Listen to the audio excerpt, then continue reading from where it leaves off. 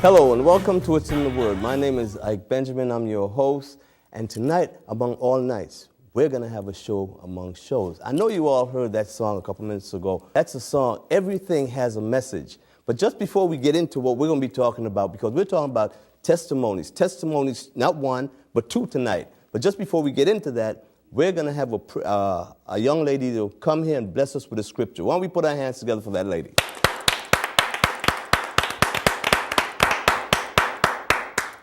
Hi, my name is Carolyn Cooper, and I attend Holy Tabernacle Church at 70 Washington Street in Dorchester, Mass. And I would like to read a scripture from Psalm 27. The Lord is my light and my salvation. Whom shall I fear? The Lord is my strength of my life. Of whom shall I be afraid? When the wicked, even my enemies and my foes, came upon me to eat up my flesh, they stumbled and fell. Though an host should encamp against me, my heart shall not fear. Though war shall rise against me, and this will I be confident. One thing I have desire of the Lord, that I will seek after, that I may dwell in the house of the Lord all the days of my life, to behold the beauty of the Lord, and to inquire into his temple. Right, all right. It's just like we say, the Lord don't make mistakes. Never. But you know what? I need, just before we get into the program, like I said, we're talking about testimony, not one, but two today. Why don't you all introduce yourselves, starting from my far right? My name is Willie Martin, better known as Dynamite. Okay. Sis? My name is Gail McAden. Okay. And now, you said Willie Martin. Now we're going to be talking about some testimonies. Yes, sir. Before we get into the testimonies, are you, what does Willie Martin do? Who is Willie Martin? Well, I'm a master barber today. A master barber today? Yes, sir. Okay, all right. And sis?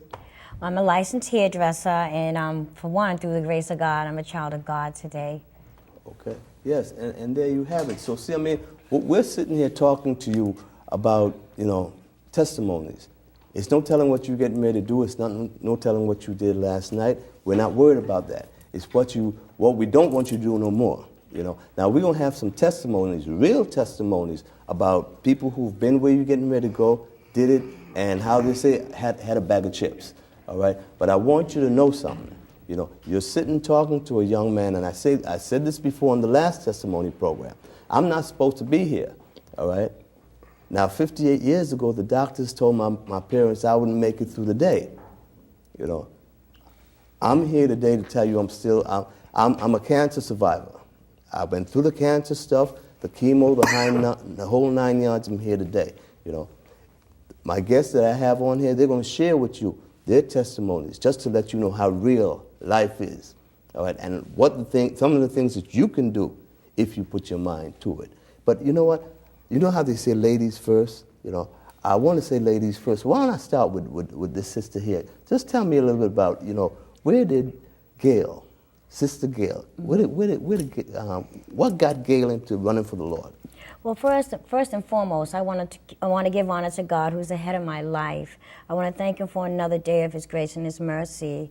Mm-hmm. And where I came from to where I am today, it's only through the grace of God. A dark, lonely, cold place, a place of drugs and alcohol, not being responsible, not being a daughter, not being a mom, not being a grandmom.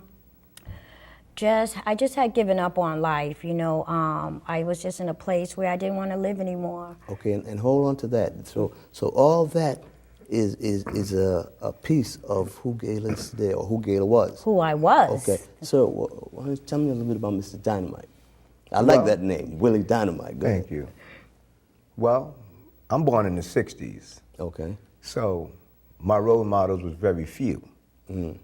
And I was raised without a father, but God gave me a stepdad who is still around today. So I believe he came around when I was anywhere from 2 to 6 years old. So I'm 52 now, so they've been together almost 50 years, or if not 50 years.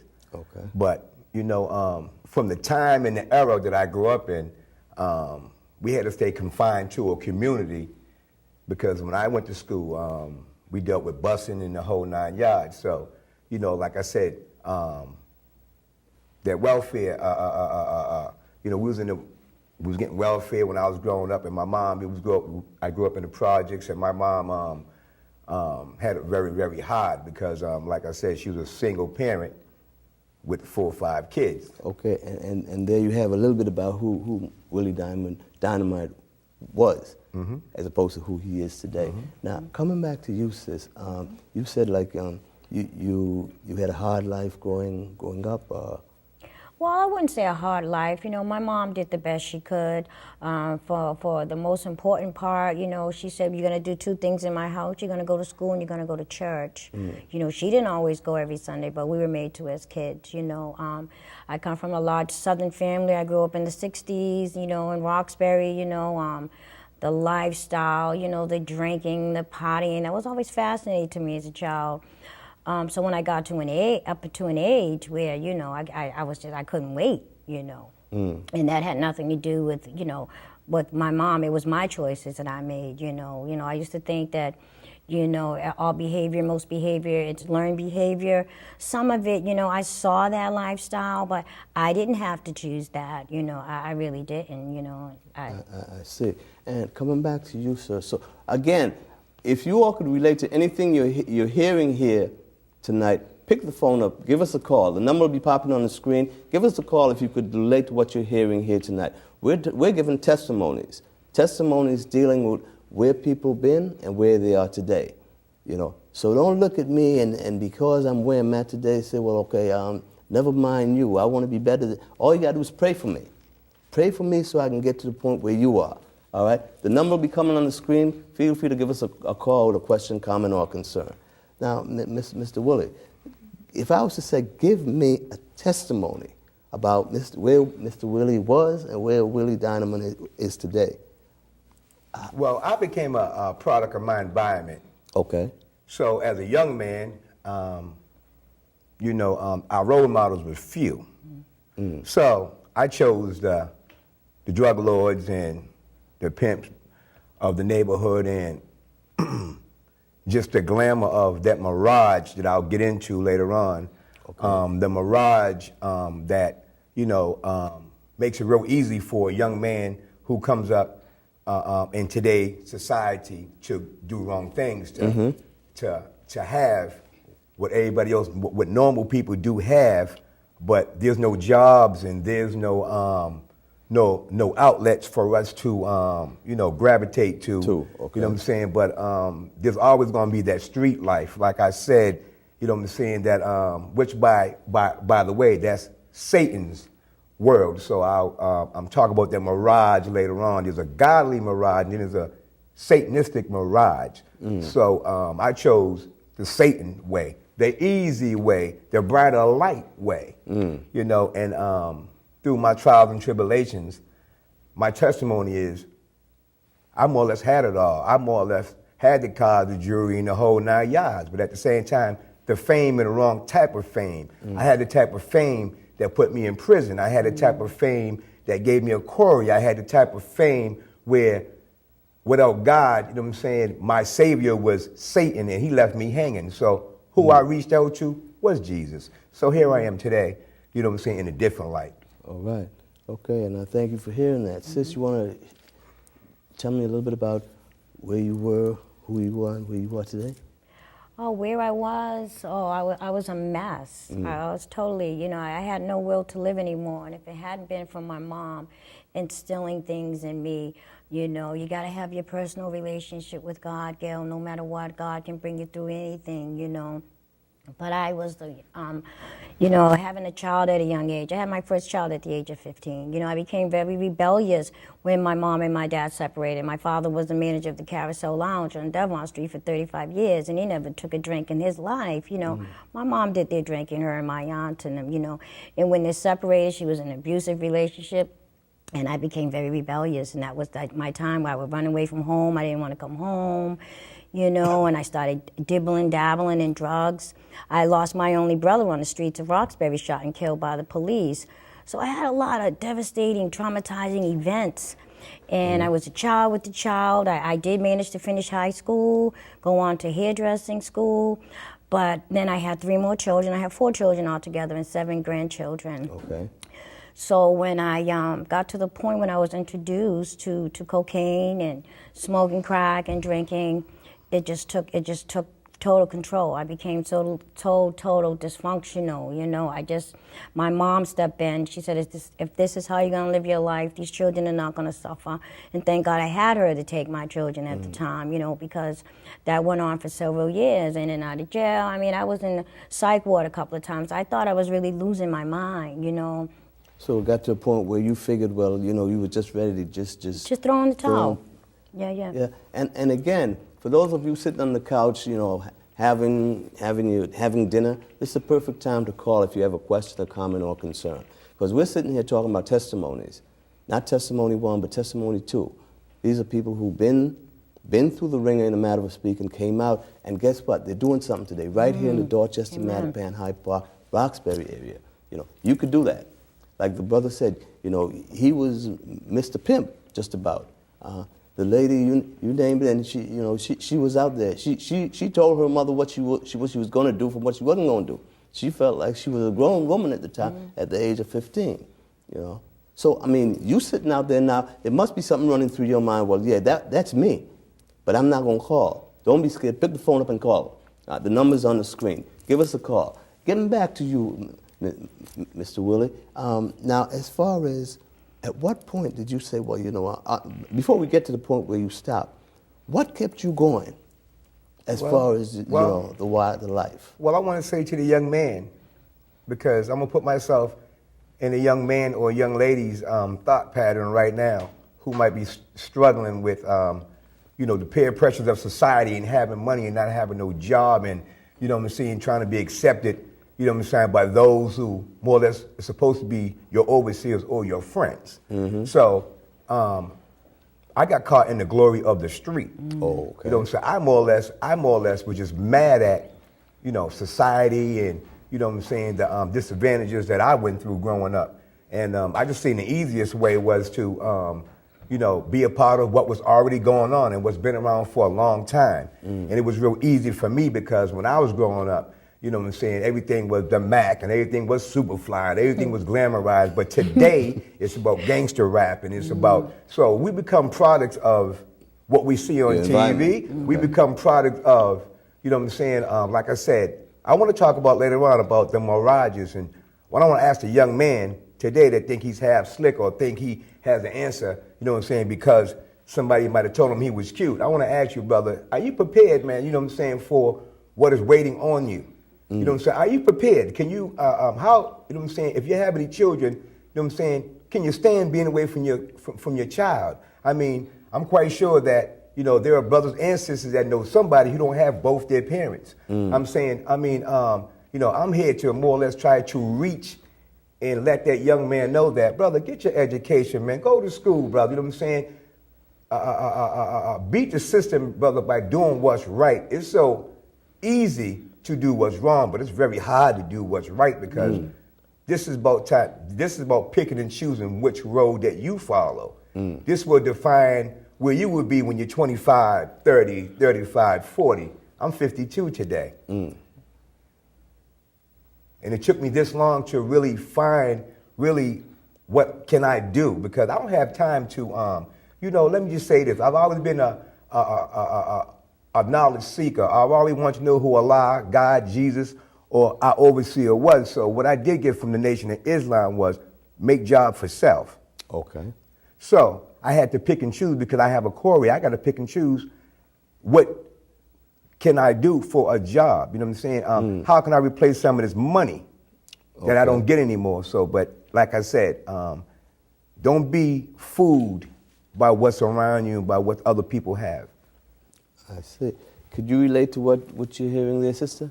Oh, definitely. And I think for me, because I was always shy, quiet, introverted, when I was introduced, first the alcohol, it brought me outside myself. You know, I felt like I could fit in, you know, the peer pressure, you know, try this, do that. I was already in a rebellious state of mind, you know, very defiant, oppositional.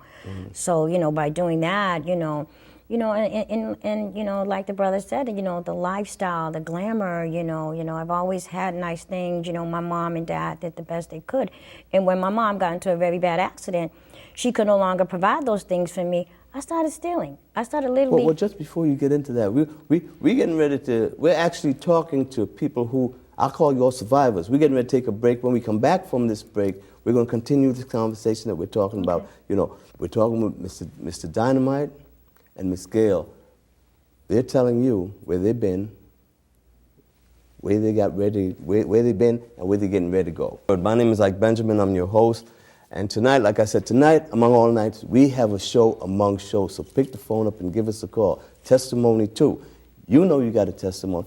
We don't have to see your face, but call us up. If you could relate to what you're hearing, give us a call. Question, comment, or concern, we're here for you.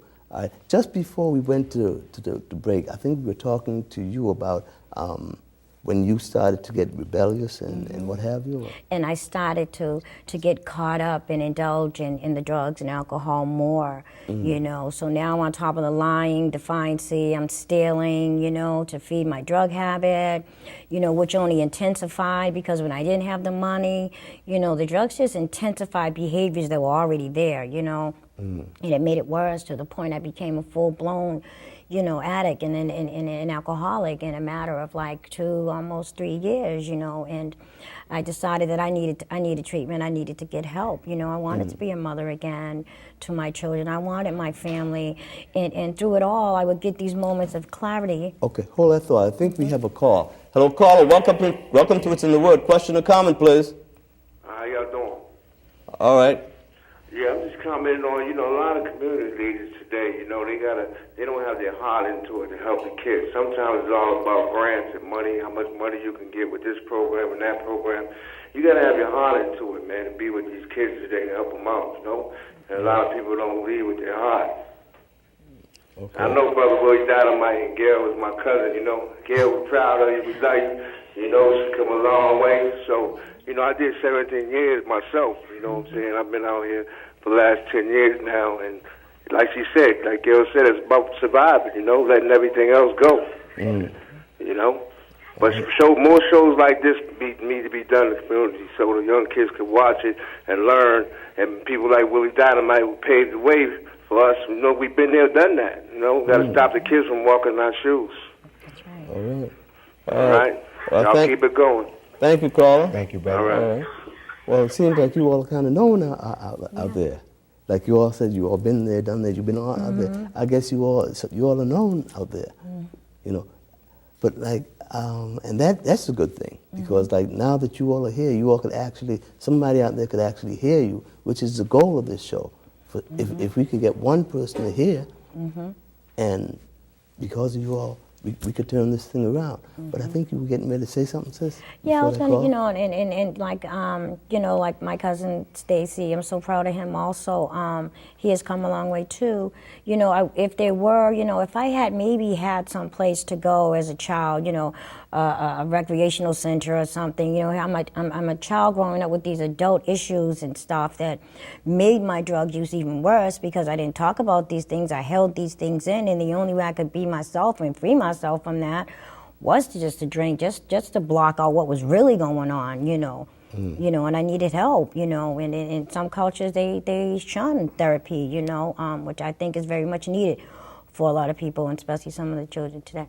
Okay, so could you relate to what she was talking about as far as? You know, let me just say that I'm well known. Okay. And that's one of the main reasons why the good Lord sent me here, because not just in Massachusetts. Okay. You know, but I just want to say that still today I watch young brothers, and I still have peers that are still in the life. And, you know, and I watch what happens. I see what happens. You know what I'm saying? I don't know one person who done got rich or who's not dead and buried or who's not in prison.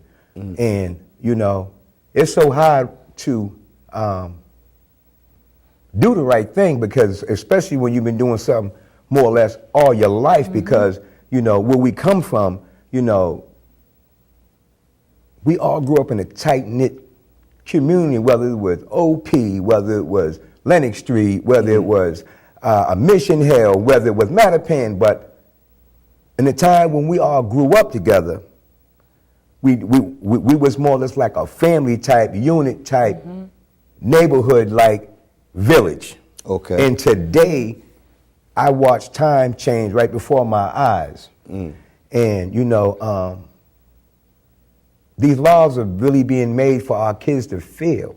And that's why there's no jobs for you all to get. That's why, you know, there's no centers for our kids to go to. That's why it's so hard to even for single mothers to even get daycare so they can get themselves a job. You know what I mean? So, you know, society forces people of color anyway to survive. You still have to survive.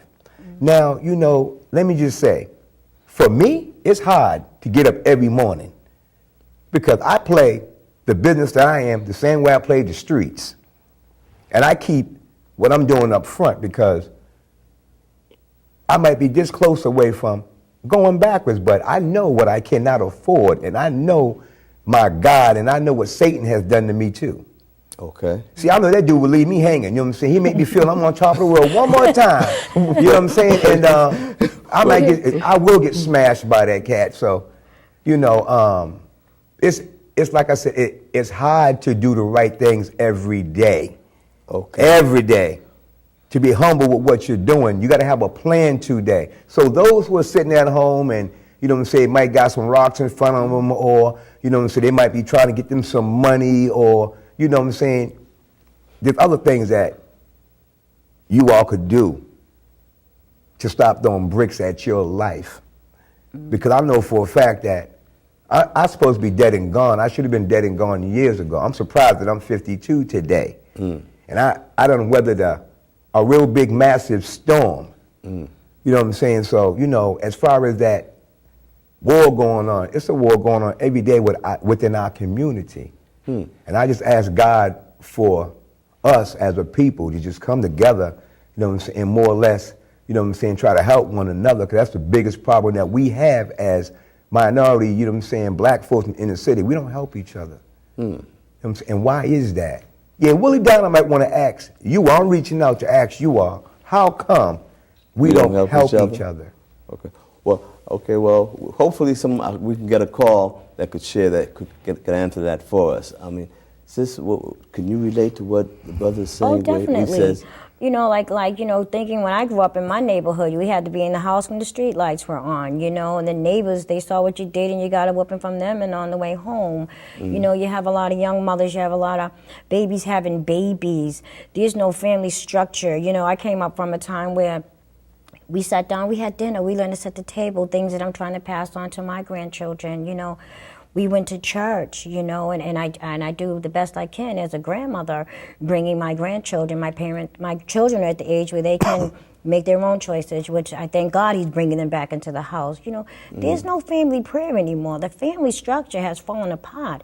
You have a lot of single families, you know single mothers, you know, raising, you know, children on their own. There's no father in the home, which doesn't all the time make a difference, you know, because there's Big Brother, you know, programs and things like that. And they've taken all the arts, you know, we had Alma Lewis at one time, you know. There's a lot of creative, young children, you know, that their talent is just going unnoticed, you know, unless someone's paying attention and encouraging that. So how do we fix that? How do we make that better?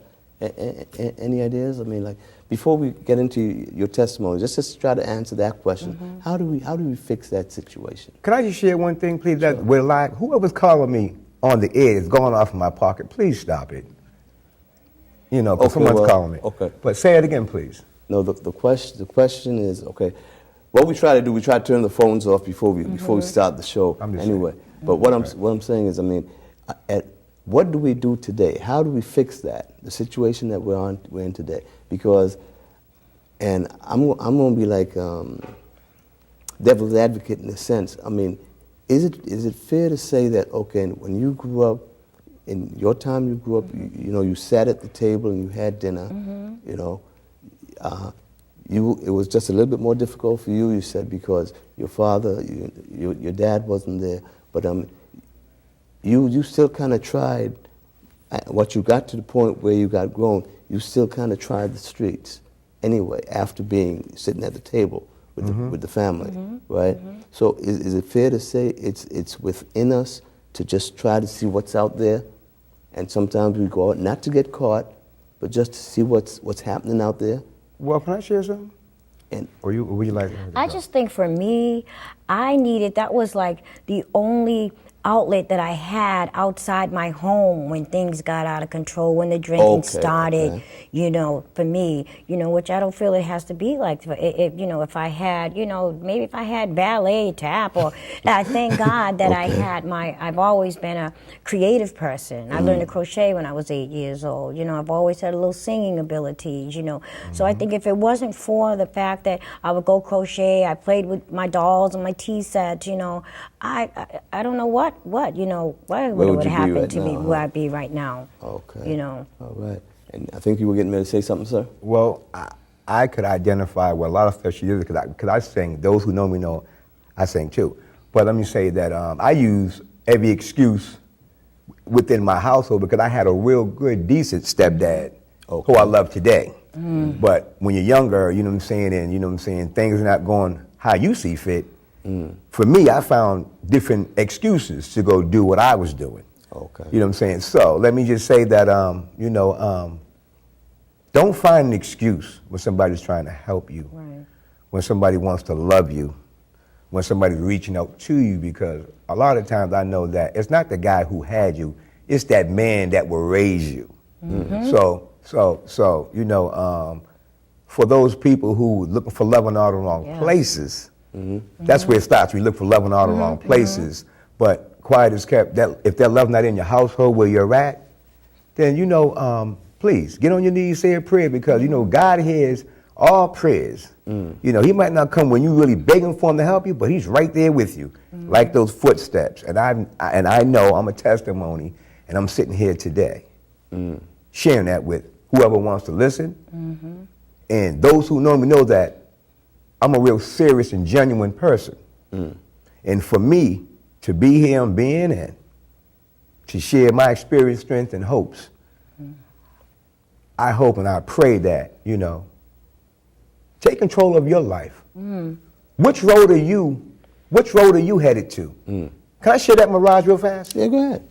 Remember now, this is a testimony show, Yes. so go right ahead. So look, when you walk outside in the street, you're in a mirage. Now, there's two doors. You can go right, that's the Lord's road. But remind you that light's gonna be dim in the beginning. If you go left, that's Satan's road. He gonna have the brightest light on you because he wanna capture you. He wants you to have all those big old cars and the jewelry and the whole nine yards, the women, and he just wanna just make you think that you're just on top of the world, you know what I'm saying? But trust me, you follow that right road, that's your future. That's not getting no record. That's not, you know what I'm saying, robbing and stealing from people, because what is wrong with us, period, is that we don't know how to love each other. And we don't have anything, most of us, from the first beginning. So, we all have the ability to achieve. It's so hard to achieve a goal. Set yourself some goals, achieve, because that light gets brighter at the end of the road. Once you get now in Satan's world, once you get all your little jewelry or whatever you need to do and destroy other people's lives, mind you, while you're doing it, he'll leave you like he left me. Yeah, left me. So I'm not too big to cry out because, it's an unnatural environment when you're locked up, when you have to deal with yourself. So, that one being that helped me was the Lord. So I made a promise. Lord God, you help me come up out of this one here. I'm going to do all the right things that I need to do to show my appreciation to you. So I work at Joe Cut's Barbershop, Washington Street in Dorchester, right beside KFC. If there's anybody, 483 Washington Street, if there's anybody that might want to come and sit and talk to Willie and might want to come and even get a haircut, it's all right. You know what I'm saying? Because we have what you call the men's club.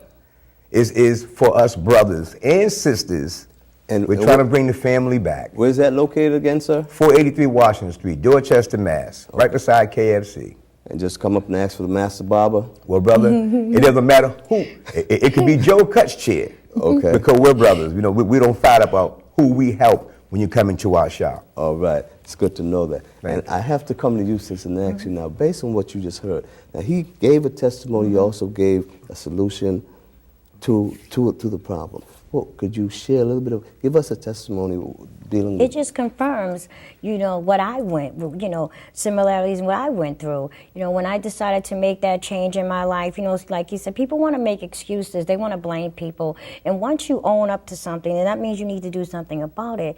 So when I realized, I this is not how my mom raised me, in having moments of clarity, knowing that I believe in God and, okay, I tried everything else. I'm going to try God. The same energy and effort that I put in chasing drugs and drinking and hanging out in the streets, I did that. And I went into treatment, and I went and I joined Morning Star, and I was under the ministry there for like 11 years, and I was just seeking God, like I was out there, I was seeking God like never before. But what I realized today, this time around, I have no room to not remember where God has brought me from, because during those 11 years I went back and I was assistant teacher, God, I was able to travel, money in the bank, I had gotten married, and everything was really, really nice, and I got complacent, realizing that, I wanted to drink after 11 years. You wanted to drink? After 11 years. And hold that thought. I think we got another call. Hello, caller. Welcome to It's in the Word. Question or comment, please? Comment. Go ahead. Hello, caller. I would like to say that I enjoyed Brother Benjamin, and I always listen to him. And I hope that young people really get the message that's being sent out tonight, because they need to reform their life, because they're our future. And I would just like to say, when I came to the Lord, I was delivered from everything that wasn't like God. Whether it's drinking, running to the clubs, and going out every weekend. I had complete deliverance. And I thank him, and I love him, and I praise him. And I thank you for your call, caller. And see, I guess it goes to show that, there's someone out there listening, and all we got to do is save one. Yeah. One at a time. One day at a And time. it's really simple. It's as simple as just trusting God. You've tried everything else, and God is always putting people in our lives to help us, just like I might be walking down the street and I might see a young mother with children, and my heart will go out for her, because I know what it's like to have been a young mother. When I look back over, it was truly through the grace of God that I brought those, getting children off to school, the responsibilities of a mother, and there's always help out there if you want it. So there is help out there. There is help out there.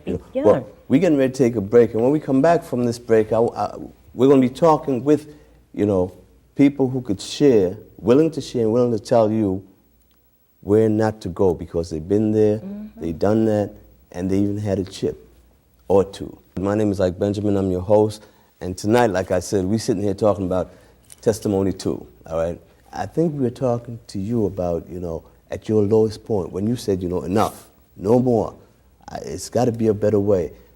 Every time I get ready to do what I know I don't have to do, I hear something. Something is telling me there's a better way, but for some reason, I tend to go to the left, like the brother was saying.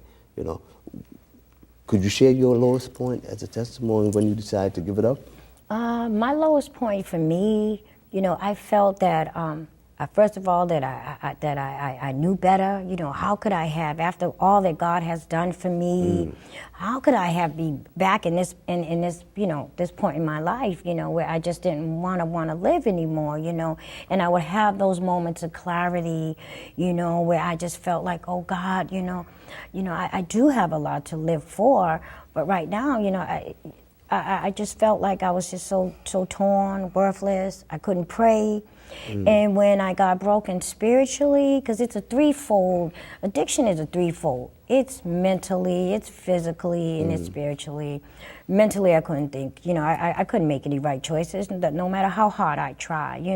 Physically, I was just a mess. I don't even want to talk about how I looked and how much I weighed. And spiritually, when I couldn't get on my knees and pray, I knew that I was in a very, very dangerous place, you know. And I thank God that he's a God full of mercy and that he came to see about me, because he knows, my mom always says, God knows your heart, and he knew in my heart I wanted to do what was right, but my mind needed to be transformed, you know. And I decided, you know, and I just wanted to just sleep and not wake up. And during a blackout, you know, I just had the phone in my hand. And Blackout? A blackout. I had I said, I'm going to just drink this today, you know, and I would just lock myself in my apartment. I wouldn't even want to turn on the lights, and I wasn't eating, and I was diagnosed months earlier of borderline diabetic. So What were you trying to get to? What were you trying I to... just wanted to die. I totally had given up. I wasn't a mother anymore. I didn't want to be around my family, and they saw me coming. They just looked, you know, they didn't, you know. And, you know, I wasn't being a grandmother. I wasn't being a daughter. You know, I have skills. God has given me so many talents, you know, a hairdresser and, you know, my arts and my crafts, the ability to just, you know, make things. And I just felt like, you know, I must have really lost my mind. You know, the enemy had me so bound to thinking that you'd lost your mind. Why don't you just go ahead and just end it, you know? And I just drank, and I said, I'm drinking and I'm not going to wake up. But through God's mercy, I was in a blackout, and I had called 911. I just know that I was on my phone, and I could hear a voice saying, Gail, they're at your door, open your door. You know, and I did, and I haven't looked back since. You know, I know this time is different for me because I'm in a place now with myself where God says, now that you've come out from among that and you set them things down and I have your undivided attention, I'm going to give you what I have for you, Gail. You know, and God, you know, he knows the plans that he has for me, you know. And, you know, so I see God, you know, with all my heart, you know, and thank God, you know, I try to treat people the way I want to be treated, you know. Well, let me just ask you now. When you experienced your blackout, when you were on the way to the hospital and all that, when you woke up and you actually saw that they were bringing you back around, were you angry, or what ran through your mind at that particular time? I was wondering, actually, honestly, why they were being so nice to me, because 2 weeks before that, I had an episode where I had blacked out, and I was in the emergency room, and then I was like, I was just hysterical, and they had to strap me down, and so when I came back, and I wondered, why, you know, they know my name, you know, like, are you okay, Gail? And I'm like, you know, and it was just the move of God, a divine intervention, because I was calm, I was ready, you know, my children were begging me, Mommy, just go away for a while, you know, just go away, you know what you need to do, you know. We'll make sure that you have everything that you need, you know. But I honestly felt that I had just been so disobedient to what I knew that was right, you know, pertaining to God and the way I should have been living my life, that I didn't deserve it, you know. And that's a bad place to be when you feel like you don't deserve. Yeah. And Mr. Dynamite, after you said, well, you know, enough of this, Lord, if you get me out of here, I'm going to run for you. Now, you've been running for the Lord. I mean, you're a barber now in the barber shop. You're actually doing positive things today as you grow. Well, let me say this. I have a beautiful mother. Okay. Who knows God. They grew up as Catholic. Okay. But I was an altar boy and everything. My mother kept me in church. I just used all the negativity around me. See, Satan attacked me at a baby boy. You know, he didn't want me to be close to the Lord, so he was just at me. And I really feel that he made it a point for my dad to leave, so my mother can struggle on her own. Me being a young man, I'm seeing all the arguments, fights, and whole 9 yards. My mother having to defend herself until God sent my step-pops. But at the same time, it's kind of hard, you know what I'm saying, doing the right stuff when you have somebody who means you no good, who is your father, turning you against somebody who's putting food on the table, being Santa Claus, the Easter Bunny, the whole 9 yards in your life. Now, mind you, back when I was growing up, in the 6th grade, I got my first standing ovation singing. Okay. So, you know, so God really sees, so everything that the young lady was talking about, I was just shaking, because it's like she's a young lady, and I'm a young gentleman, but she's sharing my story. All right. So let me say this though, I done sang in Las Vegas, I done did all the nightclubs back in the day in Boston, so people really know me. So my name Dynamite not just go from in the street life, but it pertains to my music life too. Okay. You know what I'm saying? So so much has happened, but I've never received no blessings, meaning because I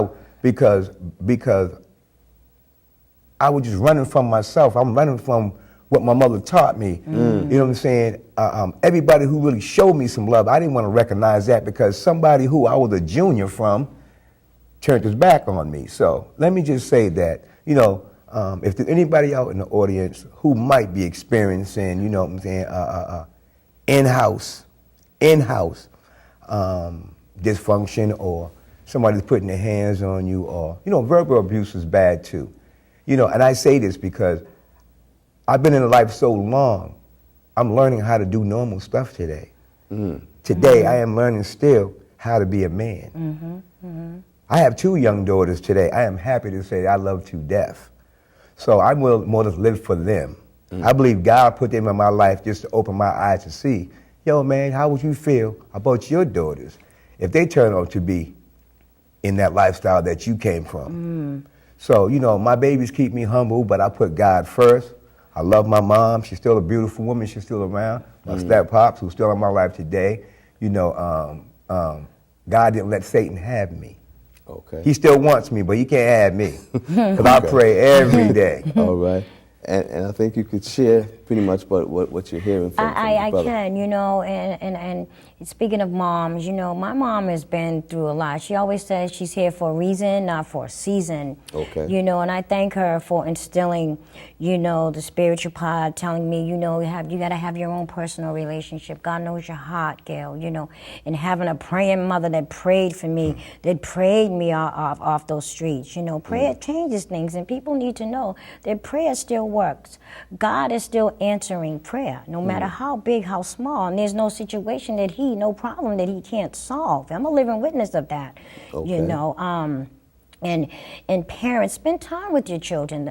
The most important thing for me, being a parent, was to be available to my children. For your kids. Even when they thought I wasn't listening, paying attention, coming home from work tired, you know, whatever, you know, just put your homework on my dresser and leave it, I'll check it. Sometimes I'll be too tired and I wouldn't check it, but they didn't know that, you know. But just being there for your child, you know, just be there. And again, you sitting on the couch, you're being there, pick the phone up. Question, comment, or concern. Don't wait till the show goes off now. Give us a call right now. If you have a question, a comment, or concern, now's the time to call, all right? Give us a call. Question, comment, or concern, you know. Now, I mean, basically it's like, here we have male, female,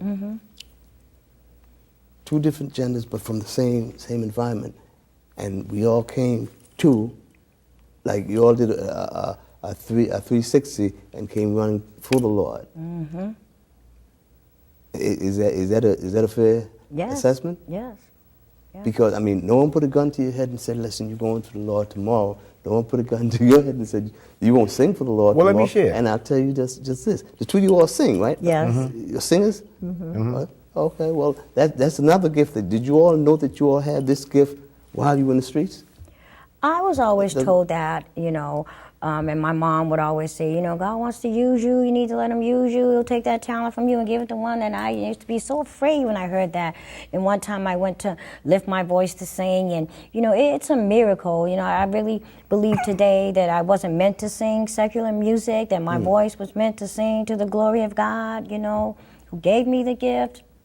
Because as much as abusive that I have put on my voice, you know, to sing and, you know, not miss notes, or, you know, it's truly. You're saying in a nutshell, as much as you abuse your voice today, you can still sing for the Lord. Yes. Right? And what about you, sir? I mean, you mentioned something about Well, I've been singing for years, but my mother used to, girl, come in, sing Al Green for her, that type of stuff, you know what I mean? Okay. So, no, even when I was doing Satan's work, I was singing. So, and what is so hard about that is that, you know, you're looking for a career, you're looking for your dream. I'm trying to follow my dream, but it's cocaine, dope. It's all kind of stuff affiliated with the entertainment business. And then, you can be reeled into a lot of the stuff that you might not need to be reeled into.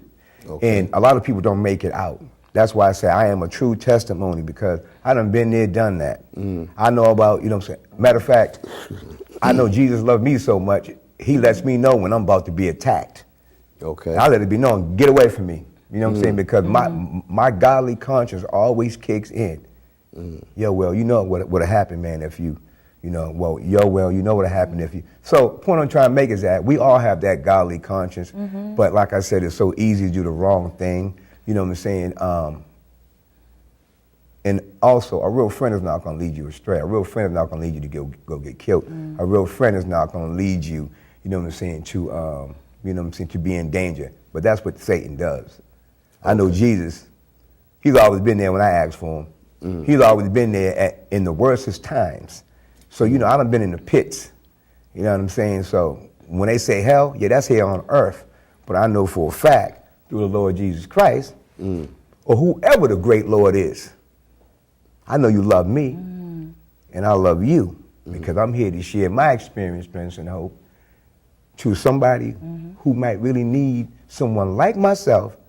Because look, if you see my face, that's a war wound from the street. You know what I'm saying? And they started from when I was 15 going on 16. So those who really know me knows my road. You know what I'm saying? I'm not a fake guy who they say false flagging. I'm keeping it real, because somebody got to help us. Somebody got to help us. You know what I'm saying? Somebody had to say something that one of our young future, somebody who's gonna take care of me when I'm a real old man. You know what I'm saying? We need, our black entrepreneurs. We need, our ministers. We need, our teachers. We need you, young ladies and gentlemen, to stop playing around, buckle down, get your education, because we fought so hard, and people before my generation fought so hard for you all to have it easy. And I know it's hard for you all, because today it's still hard for me and other people who are trying to be just where I'm at on a little scale. I hear. So I'm still climbing, I'm still striving. Y'all pray for me too, All right. And since you want to put, I want to see your 2 cents, but put your piece in there. Well, back to the music part quickly. I was like pretty much afraid to sing worldly music, because my mom always say how you could sell your soul, and I was afraid to sign anything because I didn't want to sell my soul out. Today where I'm singing for the Lord, it's just such, it's just a blessing to know that first and foremost, God, you want to use me, in how I feel. When I minister to myself when I sing, and I see the reaction of other people, music is a very powerful tool, and a lot of parents are not monitoring their children's music. And music, that's a serious influence, and so I when it comes to the music, for me, it means so much to me, because I just feel it with my whole being, I see. And now we got like 2 minutes left in the whole entire program. I don't know how you all felt, but to me that hour went by real quick. You know what I mean? Because there were a lot of things we really wanted to get into. Yeah, maybe we'll have a part 2. Get a chance to get into. Well, we're doing part 2 now. Part 3. We might have to do a part 3 or do something else with this. I want to sing a song, Testimony. But see, if you want to sing something? I'm saying. Okay. Well, let me just hear. You said you're singing. Let me just hear a little bit of what you got. They say that I wouldn't make it. They say that I wouldn't be here today. They say that I will never amount to anything.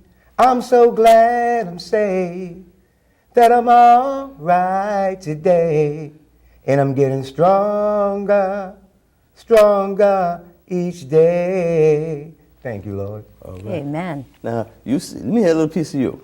Jesus came into my life one day. I always knew in my heart that he was away, wasting time, looking for an easy thrill, looking for peace in every kind of thrill. Marijuana didn't have it. Cocaine couldn't do it, no. I've got peace for my mind. I want the whole world to know. All right. And what I got to say, whatever your problem is, after hearing these two people here, whatever your problem is, I want you to know for a fact, the solution is, it's in the Word.